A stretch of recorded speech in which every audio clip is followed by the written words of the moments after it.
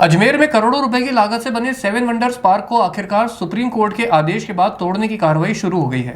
यह पार्क 11 करोड़ 12 लाख रुपए की लागत से स्मार्ट सिटी परियोजना के तहत बना था, लेकिन अब यह एक असफल प्रयोग और गलत नियोजन का प्रतीक बनकर रह गया है। एनजीटी ने 2023 में ही इसे हटाने के निर्देश दिए थे, क्योंकि यह आना सागर झील के वेटलैंड क्षेत्र में बना था। इसके बावजूद स्थानीय प्रशासन और विकास प्राधिकरण ने इसे बचाने की कवायद की और सुप्रीम कोर्ट तक पहुंचे, लेकिन कोर्ट ने भी स्पष्ट शब्दों में कहा कि जल निकायों और आर्द्र भूमि की सुरक्षा किए बिना कोई शहर स्मार्ट नहीं हो सकता। अदालत ने अधिकारियों की कार्यशैली पर नाराजगी जताई और 17 सितंबर तक पार्क हटाने का आदेश दे दिया। अब स्थिति ये है कि प्रशासन मीडिया को कार्रवाई स्थल से दूर रखकर भारी पुलिस बल के साए में पार्क को ढहाने का काम कर रहा है। सवाल यह है कि जनता के टैक्स से खर्च किए गए करोड़ों रुपए की जवाबदेही कौन तय करेगा? क्यों बार बार स्मार्ट सिटी जैसे प्रोजेक्ट्स में बिना जमीनी हकीकत देखे योजनाएं बनाई जाती हैं और फिर न्यायालय की फटकार के बाद उन्हें तोड़ना पड़ता है? स्मार्ट सिटी का यह अध्याय एक सबक है कि विकास योजनाएं सिर्फ कागजी नहीं बल्कि जमीनी सच्चाई पर आधारित होनी चाहिए, वरना शहर को स्मार्ट बनाने के नाम पर सिर्फ जनता का पैसा बर्बाद होता रहेगा। ये आना सागर के चारों तरफ पाथवे का निर्माण किया गया और इसी के साथ में सेवन वंडर और इसके साथ में यहाँ एक फूड कोर्ट का निर्माण कराया गया था। फूड कोर्ट पे करीब 8 करोड़ खर्च हुए और सेवन वंडर पे 11 करोड़ 12 लाख की राशि खर्च की गई और पाथवे पे करीब 70 करोड़ की राशि खर्च की गई। ये पाथवे और ये सेवन वंडर्स यहाँ के जो कुछ लोग हैं जिन्होंने यहाँ होटलों का निर्माण कर रखा था, जिन्होंने यहाँ पे विवाह समारोह स्थलों का निर्माण करा गया था, उन भूमि माफियाओं ने हमारे एडीए के अधिकारियों के साथ मिली भगत करके, हमारे पूर्व स्मार्ट सिटी के जो अधिकारी हैं उनके साथ मिली भगत करके इस पाथवे और सेवन वंडर का निर्माण कराया गया। और इस पाथवे के कारण शहर ने पिछले 2 सालों से ये बाढ़ की स्थिति शहर इसका सामना कर रहा है, क्योंकि पाथवे बनाने से आना सागर की जो कैपेसिटी है वो 1/3 कम हो गई है। अब सेवन वंडर के ऊपर जो आदेश था वो 11 मार्च 2023 को, सॉरी ये गलत हो गया यार, 2000 करें काट लोगे, ये जो आदेश था एनजीटी का वो 11 अगस्त 2023 को दिया गया था। उसके ऊपर एनजीटी ने साफ कह दिया था कि सेवन वंडर पाथवे और ग्रीन जोन में जितने निर्माण हैं उन सबको ध्वस्त किया जाए।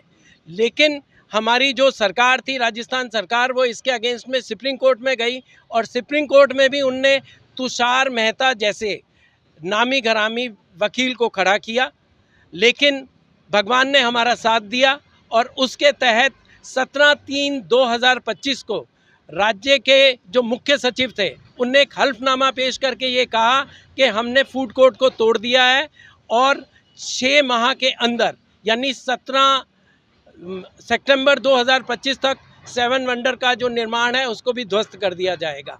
उसी की पालना में जिला प्रशासन ने ये कार्रवाई करी है।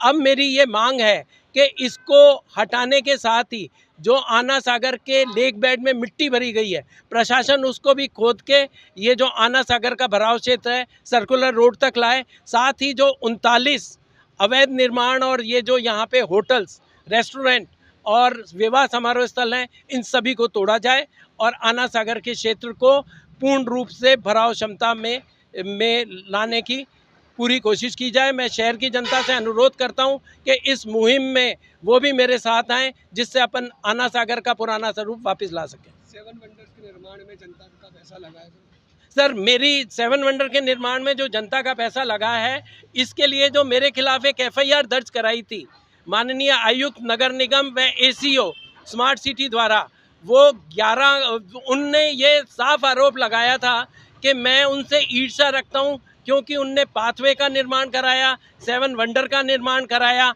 तो ये साफ जाहिर होता है कि वो उन्हीं के द्वारा निर्माण किया गया। सुप्रीम कोर्ट के नियमों में और हमारे कॉन्स्टिट्यूशन में जो IAS अधिकारी हैं उनके लिए धारा 65 के तहत इनकी रिकवरी का प्रावधान है।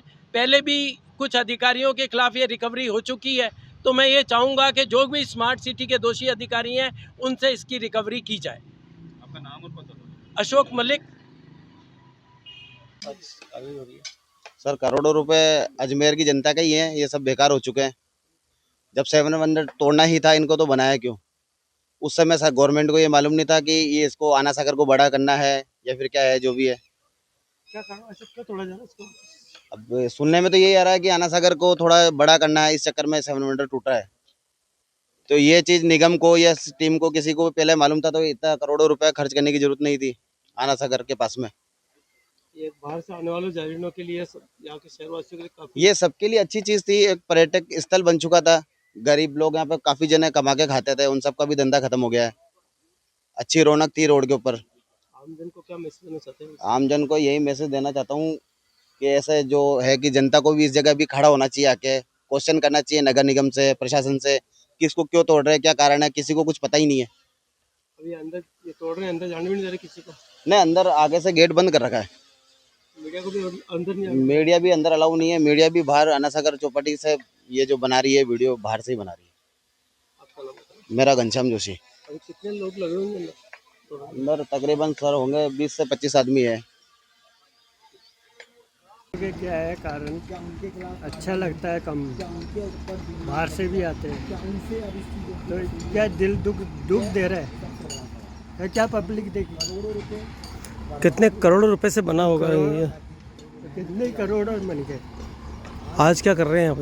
ये तोड़ फोड़ कर रहे हैं। क्या कर रहे हैं? ऐसे हटाएंगे इसको? अब क्या, अब हटाएंगे तो हटाएंगे, ये तोड़ा होगा और आना सागर, और जब कॉलोनी में जो बसे हुए हैं उनको हटवाओगे, इनके क्या है? आप क्या कहना चाहते हो इसके आम जन को इससे?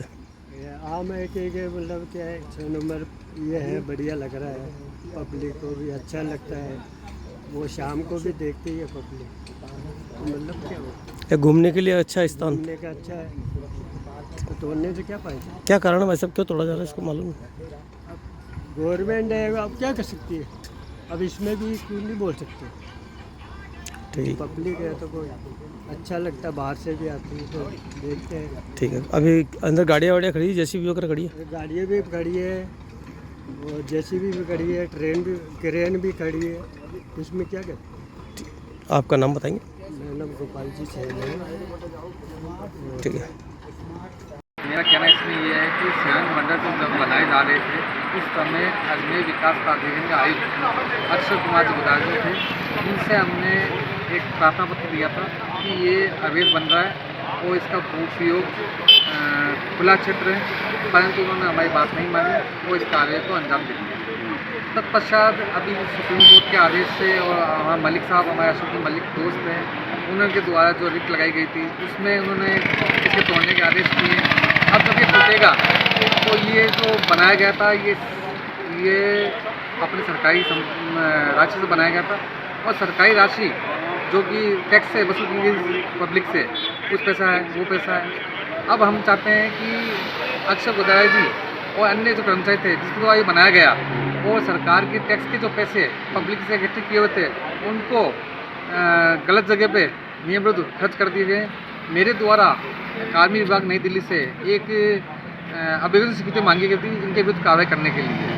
अब जब इनको तोड़ने के आदेश हो गए तो आवेदन स्वीकृति को काम में लेते हुए अगर सरकार इनसे उक्त वसूली नहीं की जाती है तो हमारे द्वारा न्यायालय में जाके उक्त वसूली के लिए कार्रवाई की जाएगी। नया सरकार से इस चैनल के माध्यम से निवेदन कर किया जाता है कि वह इन कर्मचारियों से तुरंत अविलंब उनकी संपत्ति को सीज करके उनके वेतन भत्तों को सीज करके और उस वसूली करके और इस वापस राज्य काज के कोष के अंदर इस पैसे को जमा किया जा रहा है। कितने करोड़ों की बर्बादी हुई है सर?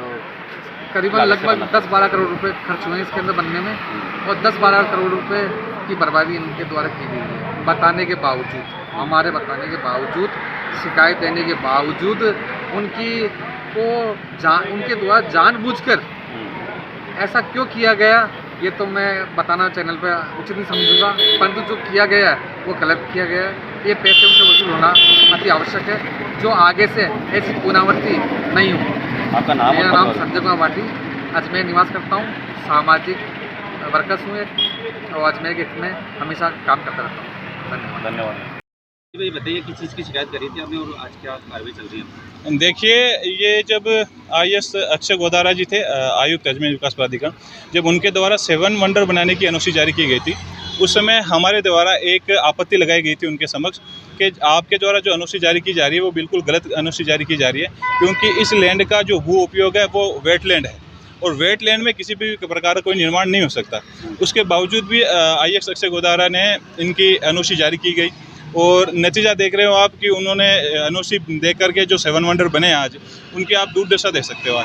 आज वो जो आम पब्लिक टैक्स देती है, अपना पैसा देती है टैक्स विकास करने के लिए, उनका दुरुपयोग हुआ है और उनका दुरुपयोग इन्हीं जो अधिकारी है इनके समक्ष हमने एनओसी जारी की थी। और जो स्मार्ट सिटी के तहत जो 7 वंडर निर्माण हुए हैं उनमें समस्त जो अधिकारी उनकी ये पद और अधिकारों का दुरुपयोग करके उन्होंने 7 वंडर बनाए। उनको जब उनके समक्ष हमारे द्वारा आपत्ति पेश कर दी गई थी, उसके बावजूद भी उन्होंने जो 7 वंडर बनाए, जो एनजीटी ने ऑर्डर किया और फिर सुप्रीम कोर्ट ने भी इनको एनजीटी का ऑर्डर यथावत रखते हुए उनको तोड़ने का आदेश किया गया है।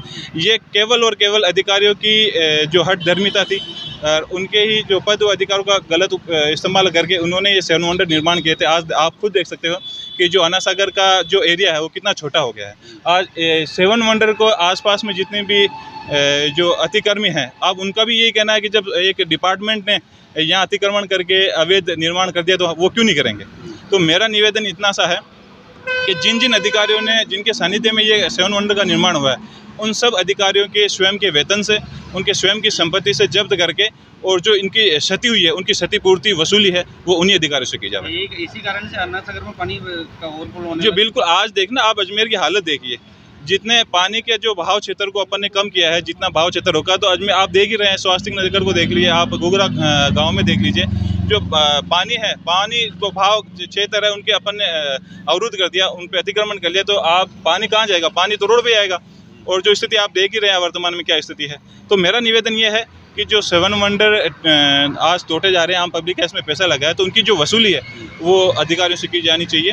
और एक मैं आपको निवेदन कर दूं कि जो अक्षय गोदारा जी है उनके खिलाफ हमने जो इन्होंने 7 वंडर के लिए एनओसी जारी की थी, उनके खिलाफ हमने अभियोजन स्वीकृति मांग की थी DOPT से।